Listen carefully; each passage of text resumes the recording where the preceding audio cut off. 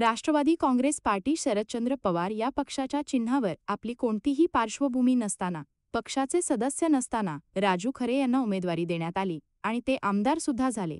आज या ठिकाणचे विद्यमान आमदार पक्षाचे म्हणून राजू खरे यांनी स्वतःहून जबाबदारी घेतली पाहिजे, कारण कोणी कोणाला जबाबदारी देत नसून हे पक्षाचा काम आहे। एका व्यक्तीच्या नेतृत्वाखाली मोहोळ नगरपालिकेची निवडणूक लढली जात नाही आणि लढली जाणार सुद्धा नाही। काय एकंदरीत कळलं? धैर्यशील भैया मोहिते पाटील हे खासदार आहेत।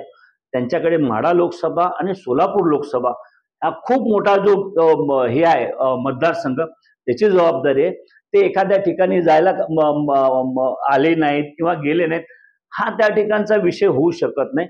त्यांनी जर मदत केली नसती किंवा आम्ही जर मदत केली नसते तर हा जो ज्याचा राष्ट्रवादी काँग्रेस पक्षाची काडी मात्र संबंध नाही, तो 17 दिवसात आमदार कसा झाला असता?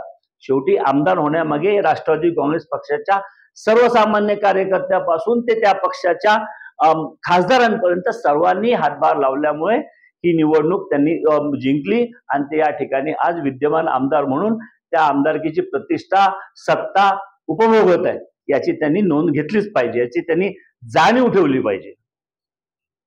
बंधुप्रेम न्यूज चॅनलला लाईक, सबस्क्राईब व बेल आयकॉन दाबायला विसरू नका। धन्यवाद।